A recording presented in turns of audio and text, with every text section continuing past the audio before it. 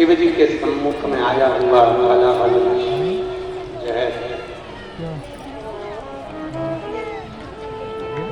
पार्वती मैया जानती है शंकर बिना प्रिय रहेंगे। क्यों?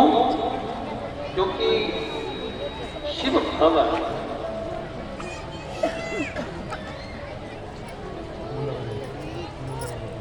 कालाधिपति हैं, कालों का पूरा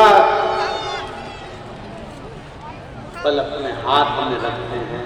वो शंकर है जिसके हाथ से काल दूर में है।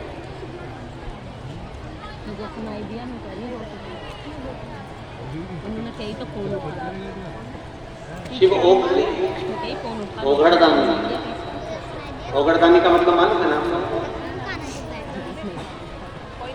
ओघड़नाथ का मतलब मालूम है? ओघड़दानी का, ओघड़नाथ का क्या मतलब होता है? व्यक्ति को ऊर्जा प्रदान करना, उसके दुख को हर लेना और उसको कहने की जरूरत ना पड़े, बोलने की जरूरत ना पड़े। जिस भाव से वो मेरे पास आया है, कुछ ना मांगे तो भी जो दिल में सोच कर आया है वो उसको प्रदान।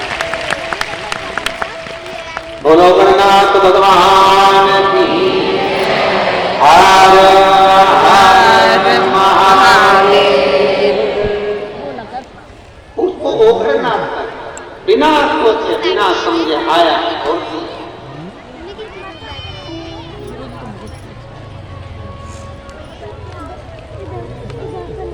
जो मांगा वो प्रदान कर दिया होता है।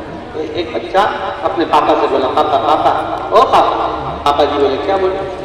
मुझे डीजे दिला दो। पापा बोले डीजे का दिला दो, बजाऊंगा। पापा बोले मुझे डीजे दिला दी और पूरे दुनिया के लोगों को परेशान करके रख देगा, पूरे मोहल्ले को परेशान कर देगा। बेटा बोला नहीं पापा, मैं रात को बजाऊंगा। जब सो जाएंगे तब डीजे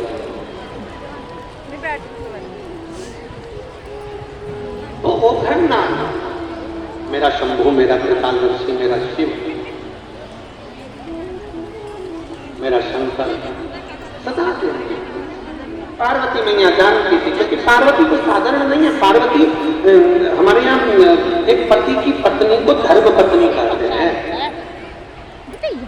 कभी तुमने सुना धर्म पति? सुनो, ये जो यहाँ मिलता है ना, सुना प्रसाद होता है। नहीं, पत्नी को कहते हैं धर्म पत्नी। धर्म पत्नी का मतलब क्या है? जो पति को धर्म के पथ के ऊपर लेकर जाए, सतमार्ग में लेकर जाए, कथा में लेकर जाए, सत्संग में लेकर जाए, वो धर्म पत्नी है। अब पत्नी को धर्म पत्नी कह सकते हो क्या? पाले को धर्मशाला कहो।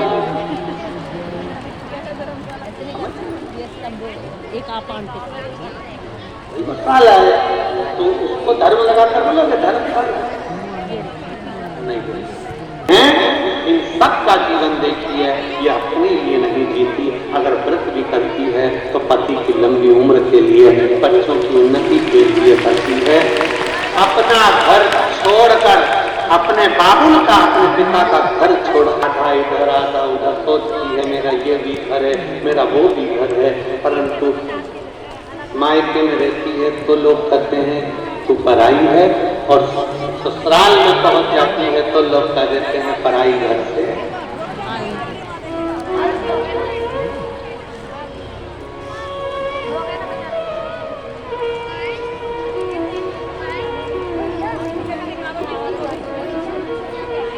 स्वयं पूरा जीवन उसने अपने परिवार को दिया।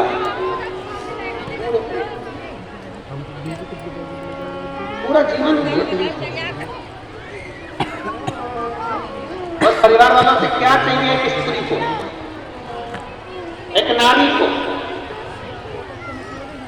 शंकर भगवान की धर्म पत्नी माता पार्वती जी को शंकर जी से क्या चाहिए? शिव जी से क्या चाहिए? केवल आदर। क्या चाहिए? सम्मान, आदर।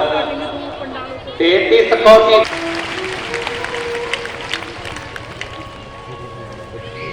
से देवता जिनकी पत्नी चली गई और वो रोए हों? कौन से देवता जिनकी पत्नी चली गई अपनी पत्नी के शव को भी तांडव मचा कर रख दिया हो?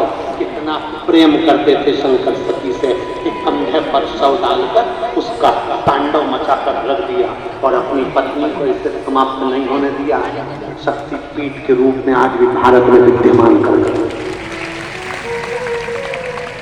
क्या स्त्री तुम्हारे लिए जीती है, काम तुम्हारे लिए करती है, पूरा घर तुम्हारे लिए संभालती है, बच्चों को बड़ा तुम्हारे लिए करती है, परिवार को संजो कर चलती है। एक नारी को चाहिए क्या? केवल एक पुरुष के द्वारा, चाहे पति हो, पिता हो, जेठ हो, देवर हो, बेटा हो, चाहे घर का नाती पंथी हो, चाहे जमाई हो, चाहे दामाद हो, एक स्त्री को केवल सम्मान चाहिए, आदर चाहिए, आदर की वाणी चाहिए, सम्मान के शब्द, और कुछ नहीं चाहिए, सम्मान। 33 कोटि देवताओं ने भले अपने पास में अपनी देवियों को बिठाया होगा, अपने पास बिठाया होगा। आप देखिए माता लक्ष्मी भगवान नारायण के पास में है, उनके चरणों में है, ब्रह्माणी जी के पास में है, राम जी के पास में सीता है, कृष्ण कन्हैया के पास में राधा जी है, सब देवता के पास में सारी देवियां हैं, उनके नजदीक में है, केवल को अपने पास में नहीं अपने से ऊंचे बिठाते हैं। इसलिए शंकर के मंदिर में पार्वती का स्थान ऊंचा होता है। शिव जी से ऊंचा पार्वती का स्थान है।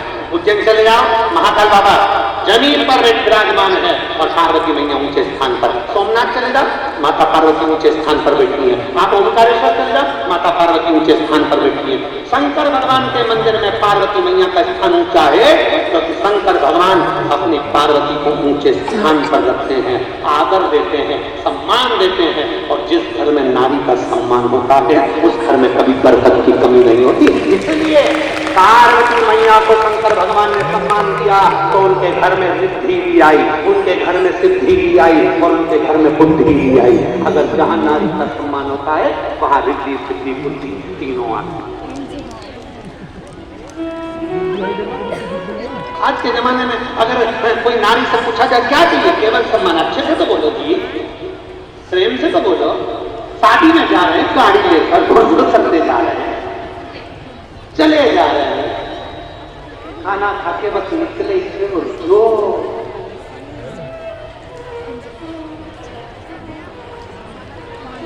जो माचिस लगी और किस बात की थोड़ी सी कोई बात होगी उसके